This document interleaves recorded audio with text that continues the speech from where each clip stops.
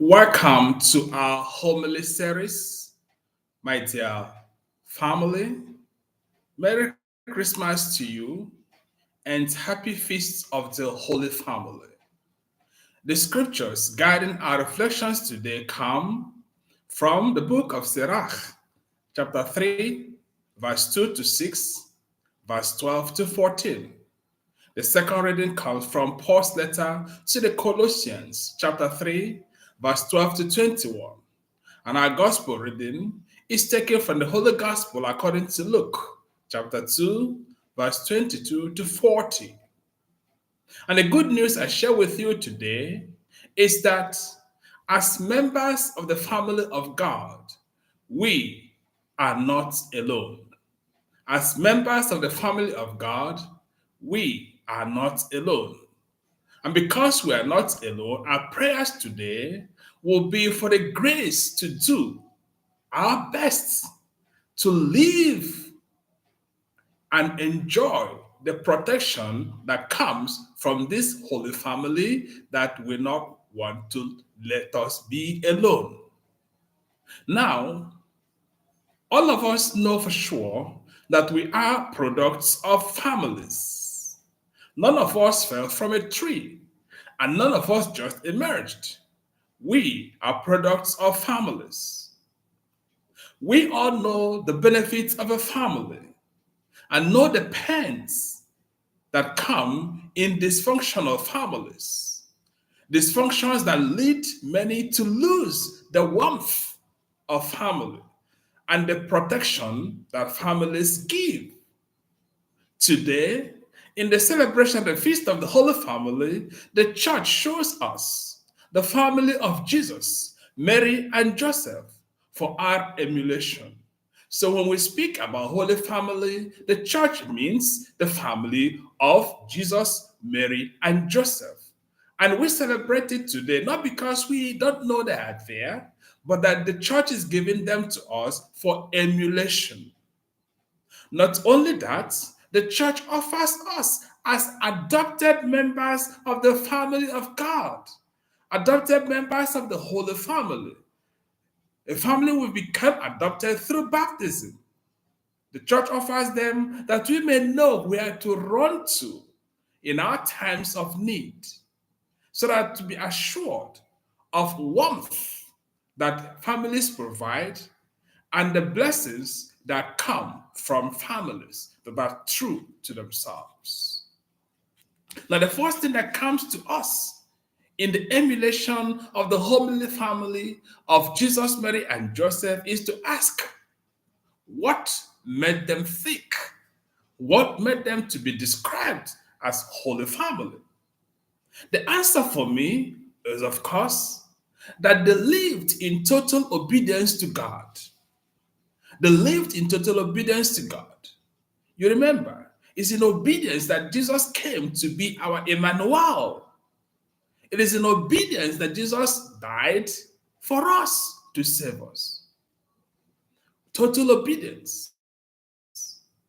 In obedience also, Mary said yes to the angel when she said, I am the handmaid of the Lord.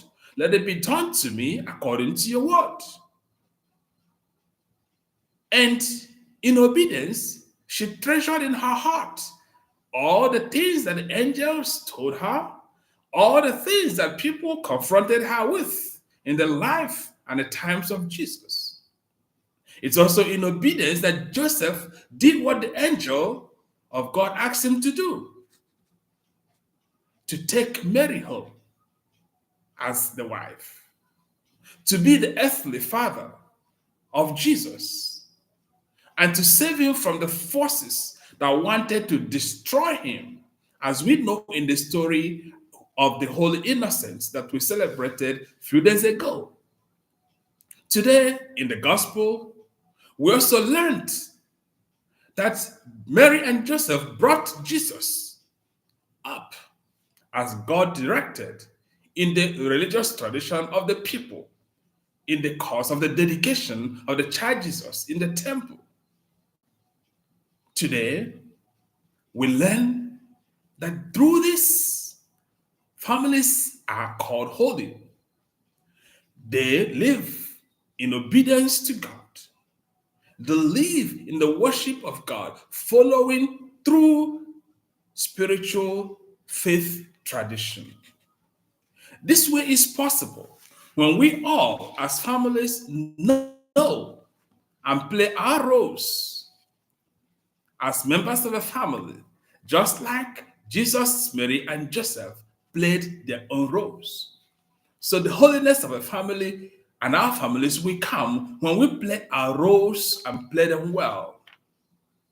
Our first reading today, which I wish we all can read and reread as families when we gather us at table today, and to discuss them more deeply, asking child, father, mother what they have learned from that gospel, that scripture reading today, and what it teaches them.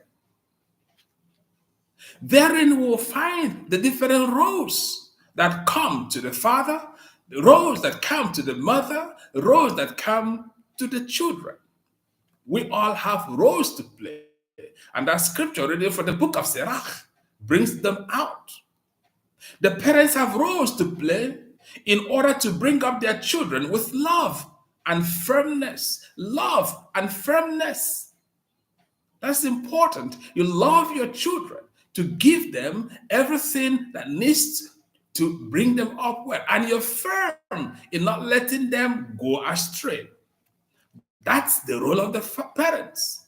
The children also have their roles to be obedient and to accept parental upbringing.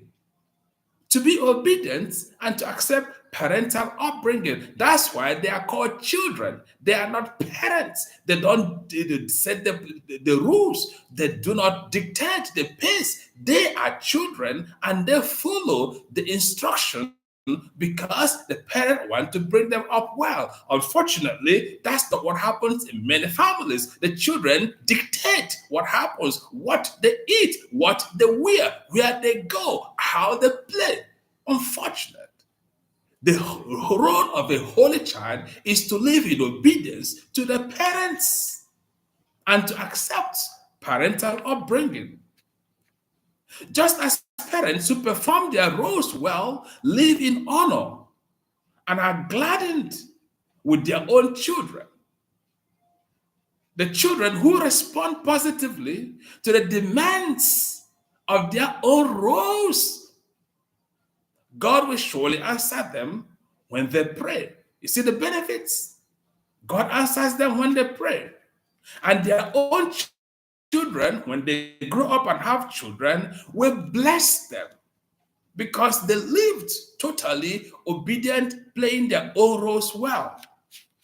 And from our second reading, we know that love and patience with each other, love for each other, make these roles easier and more joyful.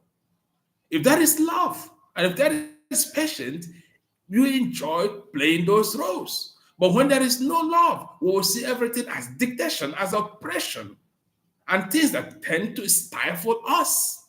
But once there is love, once there is understanding, once there is patience, all these roles come joyfully and easy.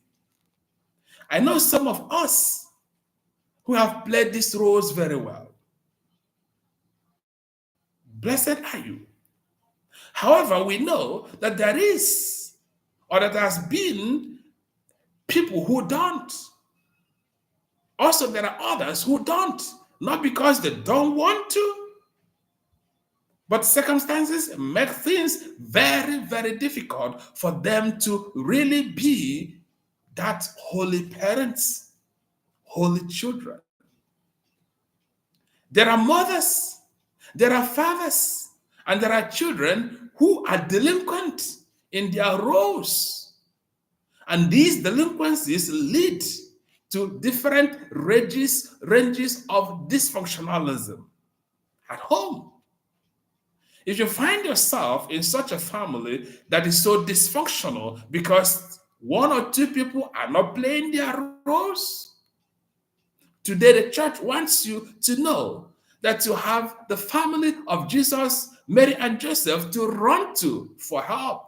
That's why they're given to us for our emulation and they're given to us that we may know that we are not alone. We have been adopted through baptism into the Holy Family. So we have parents, we have siblings, parents in Mary and Joseph, sibling in Jesus. So do not give up as if you are helpless, because you have Joseph as father, you have Mary as mother, you have Jesus as a brother. This family also is yours. If you find yourself orphaned, or if you find yourself widowed or a widower, you have somebody to run to. It is also yours if you need some heavenly assistance in your fully functional families. And I'm sure we all need those helps. No matter how functional we are or we think our families are, we still need some divine assistance. Therefore, let us thank God for this heavenly aid given to us in Jesus, Mary, and Joseph. Let us come to them for help and for grace, because they lived knowing human challenges. They lived knowing human deprivations like each and every one of us. Mary lived through the doubts of what people will say about her. Joseph lived through that doubt of what people think about him, taking a woman whom he did not make pregnant. The Holy Family lived through violent persecution initiated by Herod, who wanted to destroy the infant king.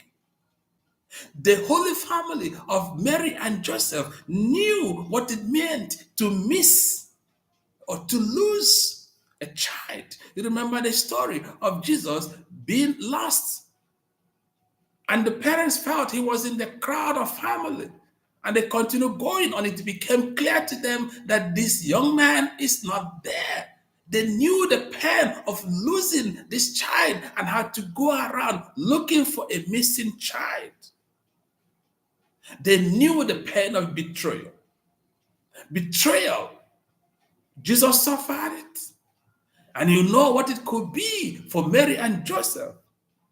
They knew what the pain of death and running away, as in when Herod was persecuting those holy children.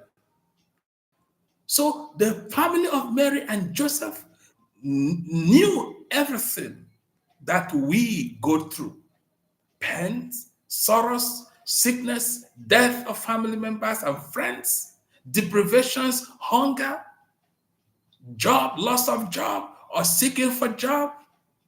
They knew everything. And so they can help us in any circumstance we may find ourselves. And with their will also be holy. Our families will also be happy. Our families will also be saved. So, my brothers and sisters, as we go into the new year, remember, God has given us the family of Joseph, Jesus, Mary, and Joseph to be a family we can emulate. I've given the family of Jesus, Mary, and Joseph to be a family that can aid us, because God has called us to the path of holiness. So seeking and finding people who lived it helps us to do what they have done. God is inviting us to the kingdom. Knowing those who have walked the path helps us to know how to walk the path. And yes, we feel deprivations and challenges. This family also felt it. And through their help, we can overcome. And in their success, we can be successful. So, my dear friends, we have become members of the Holy Family by baptism. We have Jesus as brother. We have Mary as mother. We have Joseph as father. And together, we are those children walking the path of holiness. And in the new year will be a good year for us if we enter this embrace, doing what we are told to do. May the prayers of Jesus Mary and Joseph assist us in our own life journeys, in our family's life journeys, and bring us to the shores of blessedness. And when we get lost, be sure they will find us as they found Jesus. Peace be with you, my friends, and Happy New Year, because it's just the next day. God bless you, and I pray for you for the new year that you will receive bountiful blessings of all you ask of God. But remember, go to church tomorrow and celebrate the new year. Begin it in the presence of God, and you will have the help of God throughout the year.